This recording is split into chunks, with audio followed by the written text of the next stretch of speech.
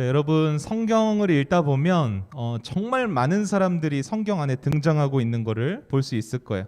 그 성경 속의 인물들의 이야기를 쭉 이렇게 보다 보면 인생 스토리가 너무나도 정말로 다이나믹해요. 성경 인물들은 스펙타클하고 정말 한순간도, 그러니까 성경을 제대로 읽었다면 한순간도 긴장을 놓칠 수 없는 그런 인생들을 성경 속 인물들이 다 살았다는 것을 우리가 볼 수 있어요.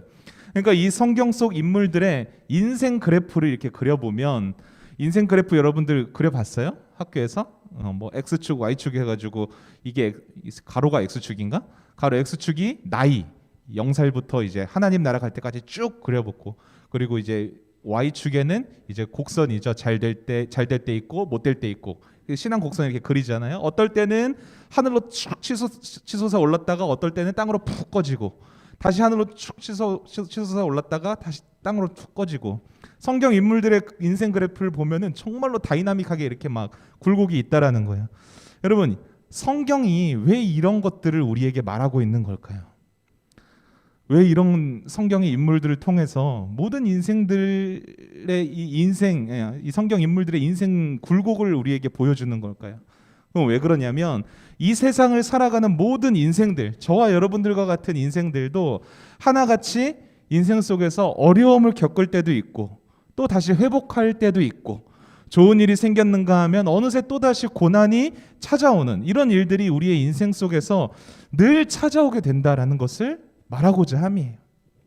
성경 속 인물들뿐만 아니라 주님을 믿지 않는 사람들조차도 그들의 인생을 보면 수없이 많은 좋고 나쁨을 경험한다는 것을 우리는 알 수 있죠. 그런데 여러분, 성경이 말하고자 하는 것은 그것만은 아니에요. 모든 인생들이 어려움도 있고 좋을 때도 있다. 이 단순한 진리만을 말하고자 성경 속의 인물들을, 그렇게 인생들을 기록하고 있는 게 아니라는 거예요. 하나님께서는 이러한 인물들의 인생 스토리를 통해서 우리에게 아주 중요하고 특별한 하나의 진리를 드러내고자 이 의도를 가지고 성경을 기록하셨다는 것을 우리는 기억해야 돼요. 그게 뭘까요? 왜 성경 속의 인물들의 그 다이나믹한 인생들을 우리에게 소개하고 있는 걸까요? 그게 뭐냐면, 그 속에 담겨진 하나님의 의도가 뭐냐면, 너희들은 혼자 사는 인생 같지만 그 인생의 수없이 많은 인생의 굴곡 속에서도 너희는 결코 혼자가 아니다. 이 사실을 우리에게 알려주고자 함이라는 거예요. 너희는 혼자가 아니다. 좀 싱겁죠? 너무나도 단순하고 쉬운 진리를 제가 너무 거창하게 포장해서 말하는 것 같나요, 여러분? 아니에요. 여러분, 하나님이 우리와 함께 하신다. 이 단순해 보이는 진리를 우리가 살아가는 인생 속에서 경험하고 누리며 사는 것이 곧 성경이 말하는, 우리가 믿는 이 기독교가 말하는 그리스도인들의 가장 큰 영광이, 가장 큰 축복임과 동시에 가장 큰 은혜가 바로 그 하나님의 함께 하심을 누리며 사는 삶이라는 거예요. 우리는 너무나도 쉽게 말하죠. 찬양으로도 막 고백해요. 하나님이 우리와 함께 하십니다. 그런데 여러분, 정말로 삶 속에서 하나님의 함께 하심을 경험하면서 사는 사람이 몇이나 될까요? 여러분들은 어떠세요? 살면서 하나님이 함께 하시는 걸 경험하면서 살아가고 계신가요? 그렇지 못하다면 여러분들은 오늘 말씀에 한순간도 졸아서는 안 돼요. 지금 눈 감고 있는 사람이 아무도 안 보이네. 집중해서 들으셔야 돼요. 왜냐하면 하나님이 함께하는 걸 누리는 사람은 여러분, 어떠한 고난이 와도 어떠한 어려움이 와도 넉넉하게 이길 수 있거든요. 앞서 말했다시피 여러분, 하나님께서는 이 성경을 통해서 우리에게 하나님의 뜻을 드러내고 계세요. 그게 뭐였죠? 너는 결코 혼자가 아니야. 내가 너와 함께 있어. 여러분, 우리는 매 설교 시간마다 이 진리를 들어요. 말씀을 묵상하거나 찬양을 할 때도, 심지어 좋은 글귀에도 당신은 혼자가 아닙니다, 이런 글귀가 써 있죠. 그러나 여러분, 우리의 삶의 모습을 보면 이 간단하고 명확한 진리를 너무나도 쉽게 잊고 지내요. 그래서 마치 하나님이 없는 듯하게 살아가는 거예요. 어떤 결정을 내리든, 중요한 결정이든 사소한 결정이든 하나님은 없어요. 인간적인 기준으로 모든 일들을 계산하고 따지고 결국에는 어떻게 결정을 내려요? 세상적인 이익을 따라서 결정을 내립니다. 그런데 하나님은 이런 우리의 상태를 너무나도 잘 알고 계신다라는 거예요. 우리의 믿음이 너무나도 연약해서 주님이 우리와 함께 한다는 것을 금세 잊고 우리 뜻대로 세상적인 방법대로 살아간다는 것을 하나님도 잘 알고 계세요. 그래서 어떻게 하는 줄 아세요? 하나님이 함께 하신다라는 걸 우리에게 확실하게 알려주시기 위해서, 경험시켜 주시기 위해서 우리에게 뭘 주시냐면요, 고난을 주시는 거예요. 고난. 왜요? 누구나 고난을 당하게 되면요, 누군가를 의지하게 되거든요. 우리도 그렇잖아요. 힘든 일이 있고 막 감당하기 어려운 문제가 생겨야지 하나님을 찾잖아요. 근데 여러분, 이거는 나쁜 게 아니에요. 물론 신앙의 성숙함에 따라 고난이 없을 때에도 우리가 하나님과 친밀한 관계를 유지하는 게 정말로 중요해요. 근데 그거는 믿음이 자라고 나서, 믿음이 성숙했을 때 이야기고, 아직 믿음이 연약한 우리 같은 사람들은 고난을 통해서 하나님을 찾는 것이 오히려 신앙의 성숙을 위해서 우리에게 필요하다라는 거예요. 그래서 하나님께서도 믿음의 사람들을 훈련시키기 위해서 고난의 상황으로 계속해서 밀어 넣으시는 거예요. 그 고난 속에서 우리와 함께 하시는 하나님을 발견하고 그 하나님과 함께 하는 것이 어떤 것인지를 깨닫게 하시려고요. 여러분, 이건 제가 하는 말이 아니라요, 성경이 말하는 진리예요. 여러분, 성경 곳곳을 정말 살펴보세요. 고난을 빼놓고는 성경을 읽어 나아갈 수가 없어요. 특히나 예수님이 이 땅에 오시고 구원을 이뤄 놓으신 이후에 그 신약 성경 말씀을 한번 읽어보세요. 초대교회 성도들이 어떻게 살았나, 그들의 삶 속에서 고난이 정말로 끊임없이 이어지는 것을 볼 수 있어요. 무슨 뜻인가요? 하나님의 사람은 늘 이 고난을 통해서 하나님을 바라보고 고난 속에서 하나님을 만나고 그 고난을 극복하는 과정에서 뭘 깨닫냐면 나의 낮음을 깨달아요. 나의 낮음을 깨닫고 하나님의 크심을 알게 되는 거예요. 그러면서 우리의 믿음이 자라나는 거예요. 여러분, 믿음이 자라나고 성숙한다는 것은요, 뭐 거창하게 뭐 하나님의 놀라운 일을 하는 사람, 뭐 위대한 하나님의 일을 하는 사람이 되는 게 아니에요. 믿음의 성숙은요, 우리가 언제나 낮음을 알고 하나님의 크심을 알아서 그 하나님을 의지하고 언제나 그 십자가 앞에 엎드리고 그분의 크심을 드러내는, 그래서 바울도 이렇게 고백하잖아요. 나의 나된 것은 오직 하나님의 은혜다. 이것을 인정하며 고백하는 삶이 믿음이 성숙한 자의 삶인 거예요. 그리고 오늘 우리가 읽은 본문 말씀의 바울의 이야기가 바로 그러한 하나님의 함께하심을 정말로 잘 담아내고 있는 말씀이라고 할 수 있어요. 제가 오늘 본문의 배경을 잠시 설명해 드리자면요, 이제 사도행전의 후반부로 이제 향해 가고 있어요. 사도 바울이 선교 여행을 이제 다 마무리했고요, 예루살렘에 들어오면서부터 이 이야기가 시작돼요. 그러니까 바울이 예루살렘에 딱 도착하자마자 무슨 일이 생겼냐면 성전 안에 폭동이 일어나는 거예요. 폭동이 일어나서 바울을 잡아들여요. 바울이 체포되게 되는 거예요. 흥분한 민중들의 폭동 속에서 이제 바울이 왔다는 소식을 듣고 수많은 유대인들이 바울을 잡아서 죽이려고 하는 건데, 그 폭동 속에서 간신히 이제 로마 군인들의 보호를 받게 돼요. 보호를 받아서 목숨을 건질 수 있었어요. 그래서 이 유대인들이 이제 로마 군인들에게 잡혀갔으니까 그 사도 바울을 어떻게 막 해보려고 뭐를 하냐면 로마 정부에 정식으로 기소를 하게 돼요. 그러니까 고소를 하게 되는 거예요. 사도 바울을 고소를 했는데 그 죄목이 뭐냐면 저자가 우리의 율법을 범했다라는 거예요. 율법을 범했다. 이 율법이라는 건 로마 정부에서 판결을 내릴 수 없는 법이 하나님의 법이기 때문이에요.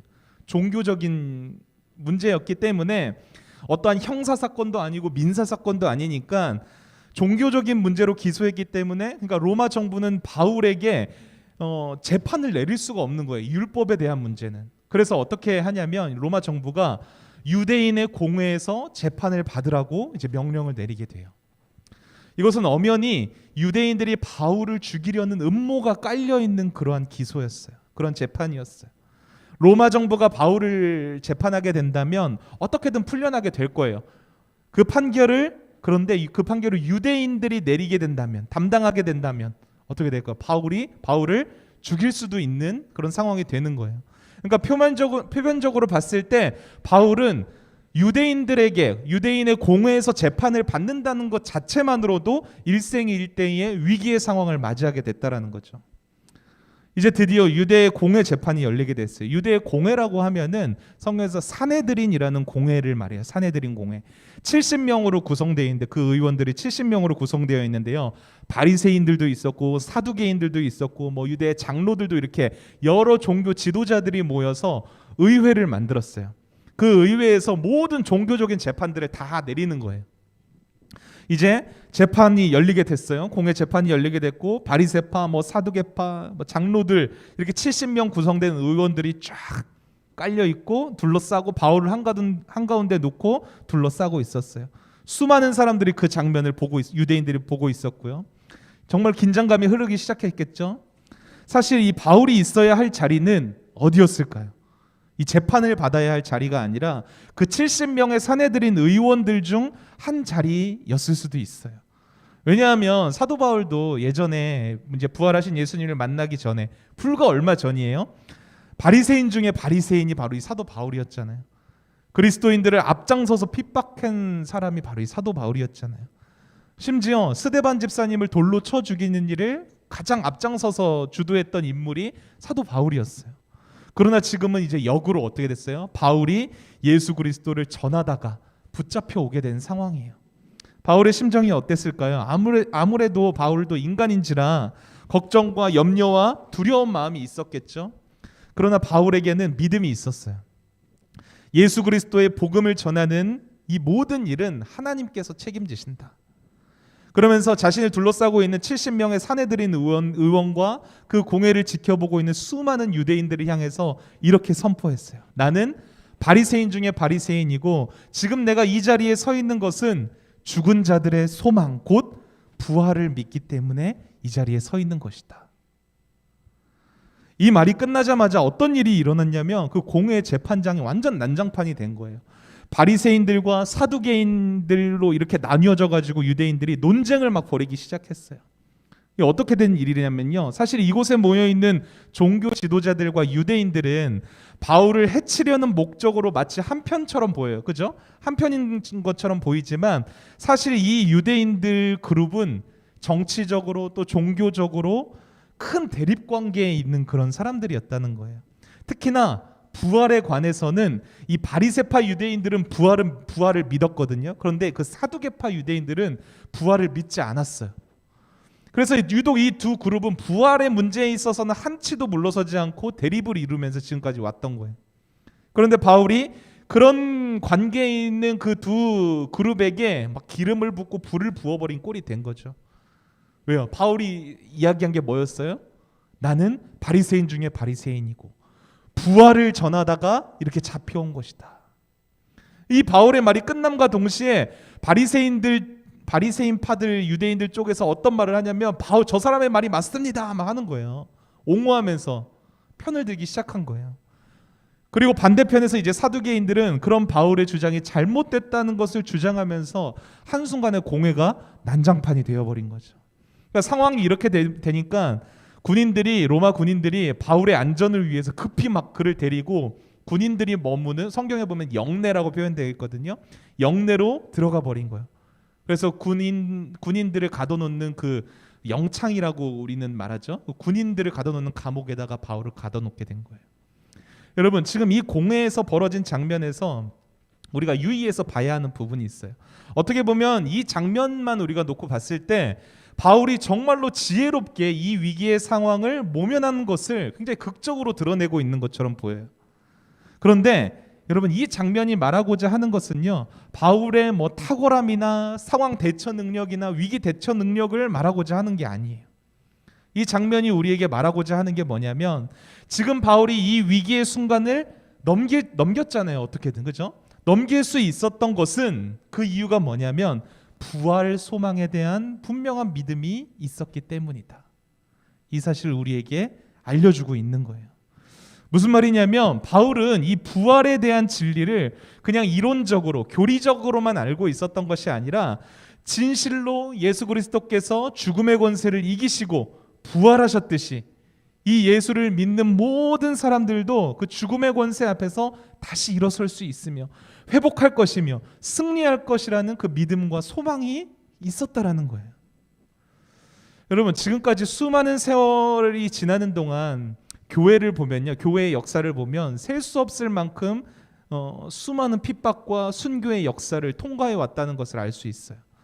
그러나 여러분 성도들은요, 그 죽음의 위협과 삶의 어려움 가운데서도 지금까지 믿음을 지켜올 수 있었어요. 여러분 그 힘이 어디에 있는 줄 아세요? 오늘 이 바울이 선포하고 있는 부활의 소망, 부활 신앙에 있었다라는 거예요. 인생에서 아무리 힘들고 감당하기 어려운 문제가 있을지라도 여러분, 우리가 살면서 인생 가운데서 겪는 고난들이 여러 가지 종류가 있잖아요. 그죠? 그 고난의 가장 절정이 뭔 줄 아세요? 고난의 가장 절정? 죽음이에요, 죽음. 뭐 친구들과의 뭐 관계의 문제나 뭐 가정의 문제, 뭐 건강의 문제, 뭐 이런 모든 삶의 문제들을 다 포함해서 이 세상 살아가면서 우리가 만날 수 있는 가장 끝판왕 고난은 죽음이에요, 죽음. 기껏해야 죽는 거예요. 그런데 이 죽음을 이기신 분이 누구예요? 우리 예수 그리스도라는 거예요. 예수께서 이 끝판왕 고난인 죽음을 이기셨다는 것은요, 그 죽음 밑으로 쭉 깔려있는 수많은 인생의 문제와 고난들, 여러 종류의 그 고난들, 어려움들을까지도 다 이기시고 승리하셨다라는 말이에요. 무엇으로 이기셨죠? 부활하심으로써. 그리고 이 주님의 부활은 고스란히 그 주님을 믿는 모든 자들에게, 우리 같은 사람들에게도 은혜로 다 주어졌다라는 거예요. 그래서 부활을 믿는 우리들은요, 이 세상에 존재하는 모든 고난의 상황 가운데서도 부활 소망을 가질 수 있는 거예요. 세상이 아무리 우리를 힘들게 하고 고통스럽게 하고 심지어 죽음의 위기로 몰아넣는다고 할지라도 오늘 바울처럼 부활을 소망하며 그 고난의 문제를 담대하게 이겨낼 수 있는 거예요. 바리새인들과 사두개인들에게 있어서 부활은 어떤 것이었어요? 그냥 이론적인 거였어요. 교리적인 내용이었어요. 그들의 기득권을 유지하기 위한 하나의 그냥 이론이었단 말이에요. 그런데 여러분, 바울에게 있어서 부활은요, 인생을 살아가는 가장 중요한 중심적인 신앙이었다는 거예요. 오늘 이 죽음의 위기 속에서도 바울이 위기를 넘길 수 있었던 것, 어떻게 보면은 이 고난의 상황에서 승리할 수 있었던 것은요, 바울의 지혜나 탁월한 언변 때문이 아니라요, 그에게 있었던 부활에 대한 소망과 믿음 때문이었다는 것을 여러분 꼭 기억했으면 좋겠어요. 그리고 여러분들도 어떠한 위기나 고난 가운데서 절망하거나 낙심하지 않아도 되는 이유, 그 이유가 뭐예요? 결국에는 우리도 주님처럼 최종적으로 승리할 것이고 부활할 것임을 우리가 믿기 때문이, 이 부활 소망이 우리에게 있다면 여러분, 인생 살아가면서 모든 고난 가운데서 우리는 절망할 필요가 없는 거예요. 왜? 우리는 어차피 승리할 거니까. 어차피 모든 것을 다 승리하고 이기시고 부활하신 주님처럼 우리도 부활할 거니까. 여러분, 사도 바울은 이렇게 죽음의 위기를 잘 넘기고 이제 군인들이 머무는 영내에 들어와서 또한 그 안에 있는 감옥에서 이제 하룻밤을 머물게 돼요. 그런데 그날 밤에 굉장히 특별한 방문자가 사도 바울을 찾아오게 됩니다. 그럼 오늘 본문 11절 말씀인데 우리 같이 한번 읽어보겠습니다. 시작.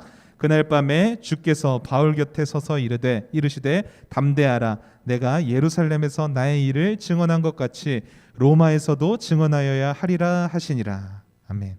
여러분, 누가 찾아오셨어요? 누구예요? 모르겠어요? 주께서라고 했죠. 예수님. 그 다메섹 도상에서 부활하신 예수님이 사도 바울을 찾아오셨죠. 똑같아요. 그 장면과 동일하게 부활하신 주님께서 바울을 찾아오셨어요. 감옥에 갇혀 있는 바울을 찾아오셨어요. 아직 죽음의 위기를 벗어나지 못한 채로 두려움과 근심 가운데 있는 바울에게 이렇게 말씀하세요. 바울아, 두려워하지 마, 걱정하지 마. 담대하렴. 네가 어제 예루살렘에서 나의 부활을 증언한 것처럼 너는 로마에서도 나를 증거하게 될 거야.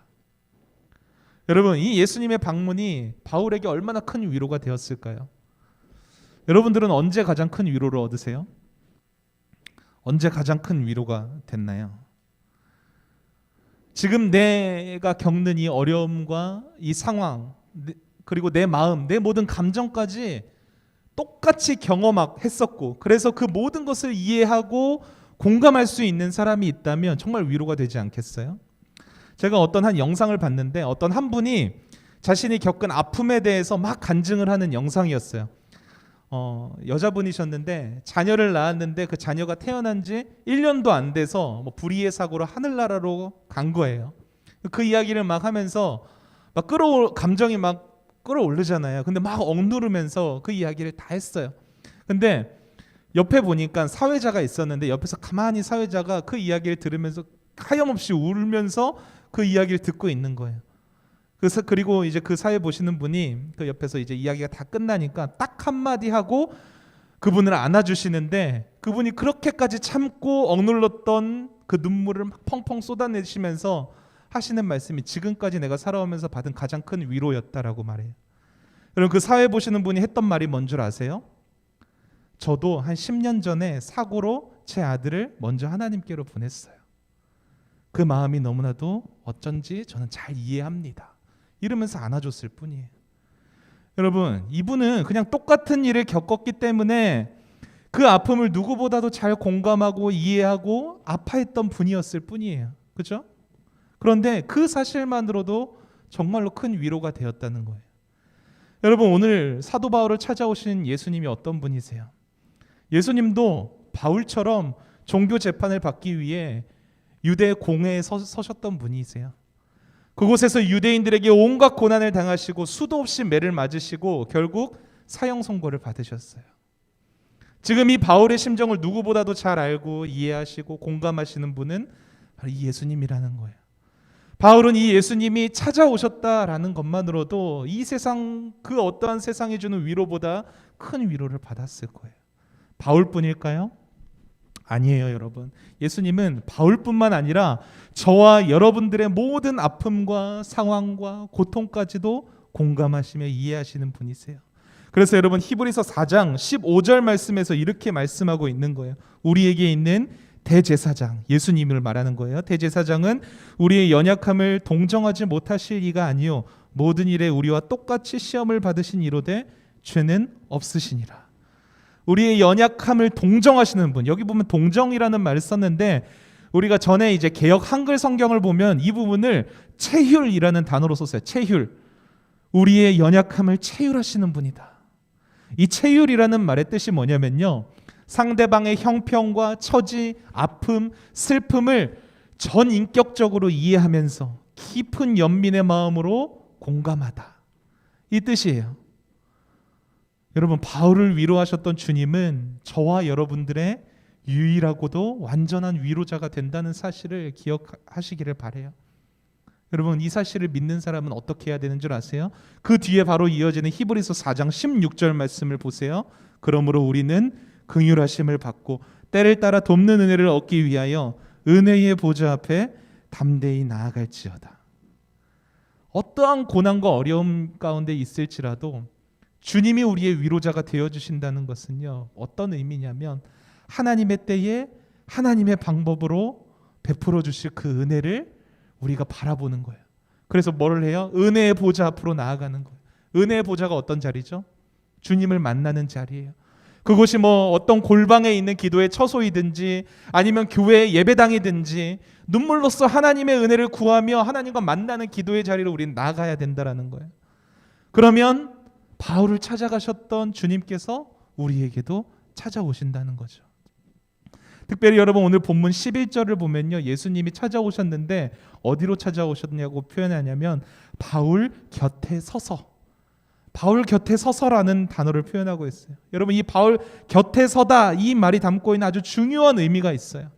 곁에 서다라는 말 속에 어떤 의미가 담겨 있냐면요, 함께 하다, 내가 너와 함께 있다, 이 말이 담겨 있어요.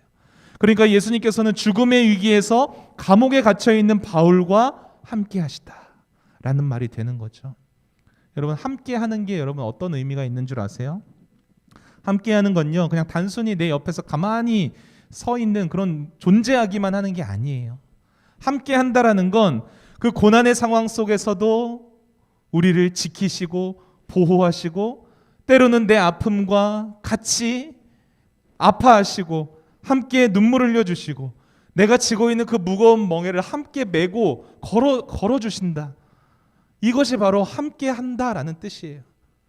우리의 한 걸음 한 걸음에 여러분, 우리의 발자국만 남아있는 것이 아니라 주님의 발자국까지 더해져서 우리의 인생 곳곳에 주님의 흔적이 묻어나는 삶, 그것이 바로 주님이 우리와 함께 하신다, 임마누엘, 이것을 나타내는 거예요.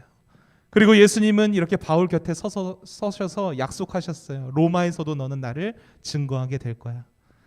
여러분 지금 당장 상황 보면 어때요? 지금 당장 죽음의 위기 가운데서 언제 죽을지도 몰라요. 또 이 감옥에서 나가게 되면 어떤 위기를 맞이하게 될지도 몰라요. 그런데 우리 주님께서 약속하세요. 로마로 보내신대요. 그곳에서 주님을 증거하는 사람이 되게 하신대요. 이해할 수 없는 말 같지만 여러분 정말로 말씀을 보면요, 바울은 예루살렘 감옥에서 로마 감옥으로 이송되게 돼요. 그러면서 여러분 그 로마 감옥에서 무슨 일이 일어난 줄 아세요? 지금 우리가 읽고 있는 이 신약 성경의 서신서 대부분이 어디서 쓰여졌냐면요, 이 로마 감옥에서 쓰여져요. 주님이 약속하셨죠? 너는 그 로마에서도 나를 증거하게 될 거야. 내가 너와 함께함을 수많은 사람들에게, 오늘도 이 성경 말씀을 읽는 수많은 저와 여러분들과 같은 사람들에게 증거하게 될 거야. 여러분 죽음의 위협 속에서 옥에 갇힌 바울과 함께 하신 예수님께서 바울을 결국에 그 로마까지 인도해 주셨어요. 그 로마로 가는 과정 가운데 함께 하셨어요. 죄수의 신분으로 로마로 이송되는 그 바울의 심령에 끊임없는 위로와 용기와 힘을 부어주시면서요, 바울은 그 예수님과 함께 하심의 은혜를 입어서 로마 감옥에 갇혀서도 서신서를 작성하게 됩니다. 하나님이 나와 함께 하셨어. 이러한 고난 가운데서도 나와 함께 하셨어.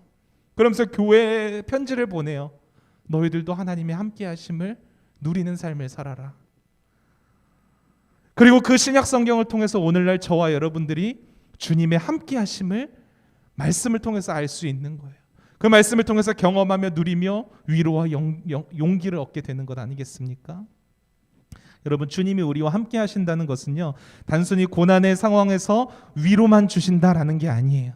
그 고난의 상황 속에서도 소망을 갖게 하세요. 뿐만 아니라 우리를 향하신 하나님의 선하신 계획과 인도하심을 보여주시고 약속의 말씀을 우리에게 주신다는 거예요. 그리고 그 약속의 말씀대로 그 길을 걸어 나아가게 하세요. 그것도 우리 혼자 걷게 하시는 것이 아니라 주님이 친히 우리와 함께 그 약속의 길로 가는 길에 동행해 주세요. 그리고 그 약속을 주님께서 이루어 주세요. 우리를 통하여서.